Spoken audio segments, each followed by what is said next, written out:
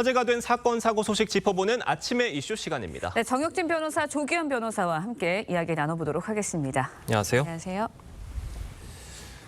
앞서 전해드린 대로 8살 김하늘 양을 학교에서 살해한 교사, 48살 명재환의 신상 정보가 어제 공개됐습니다.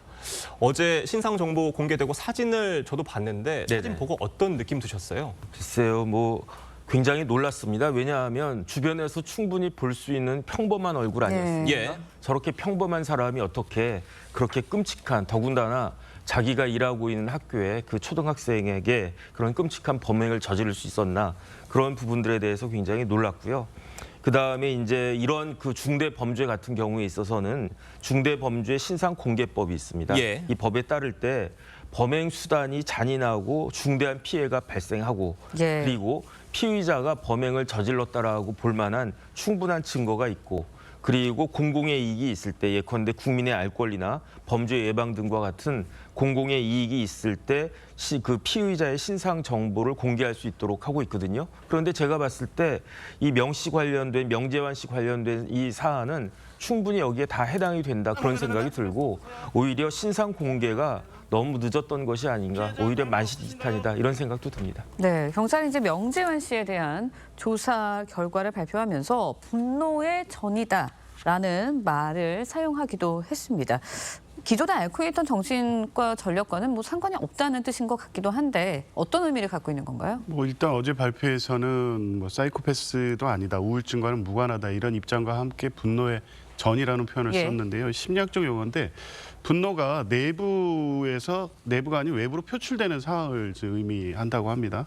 그러니까 전체적으로 이 본인의 진술에 따라서 최초에는 스스로 목숨을 끊을 결심을 하고 했었는데, 이후에는 이게 차차 타인에 대한 어떤 공격으로 된 거고, 가정 불화라든가 직장 문제, 또 본인의 문제를 이 분노를 다른 예. 상대, 본인보다 또 약한 상대를 통해서 실현하려고 해서 이 부분은 이제 분노의 전이라고 표현을 했는데, 어떤 상태나 상황론으로는 설명이 되지만 어떤 살인이나 이 범행에는 분명한 의도와 목적이 있는 거거든요. 예. 이 부분에 대한 설명은 분노의 전이만 가지고 설명이 안 되고, 특히 가장 안전해야 될 학교 현장에서 그렇죠. 이 잔혹한 범죄가 발생했다는 측면에서 이 상황 설명은 좀 부족한 것 같습니다. 추가적인 수사가 필요한 것으로 보입니다. 지금 또 경찰에서는 명재환의 범행이 정신질환과는 관계가 없다, 이런 발표를 했습니다. 이유가 뭔가요? 글쎄요, 이제 피의자 명 씨가 7년 동안 정신질환을 앓았다라고 해요. 하지만 전문의의 의견은 뭐냐면, 예. 피의자가 정신질환을 앓았다라고 하더라도 피의자의 질환은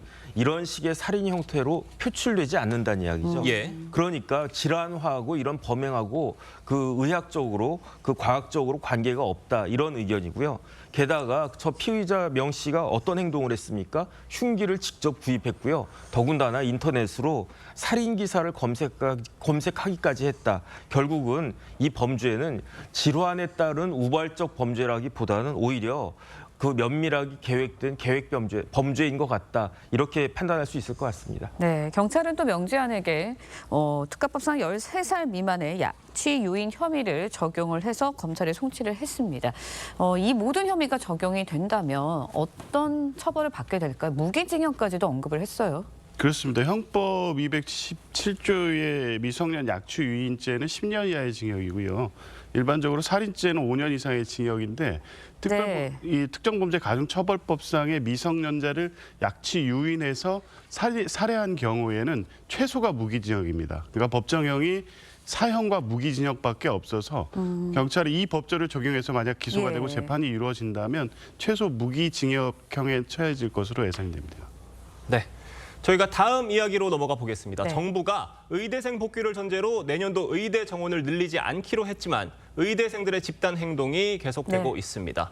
현재 정부가 내건 시한이 2주 정도 남았는데 의대생들이 계속 돌아오지 않게 되면 그때는 어떻게 되는 겁니까? 지금 3월이니까 개강했잖아요. 예. 개강했으면 수업이 있다라는 이야기인데, 복귀하지 않는다는 이야기는 수업을 결석한다는 이야기 아니겠습니까? 예. 그런데 다른 과도 마찬가지지만 의대 같은 경우에 더 엄격하게 적용이 될 텐데, 결석이 누적되면 그거는 F학점이잖아요. 그다음에 의대는 F학점이 하나라도 있으면 유급된단 말이죠. 그러니까 의대생들이 유급되는 건 당연한 거고, 거기에다가 유급이 누적이 되면 심지어 제적까지 예. 되는 그러한 일이 벌어지니까 의대생들 개개인들한테는 굉장히 큰 불이익이 주어질 수 있는 거고요. 그다음에 전체적으로 봤을 때 정부가 뭐라고 이야기했느냐.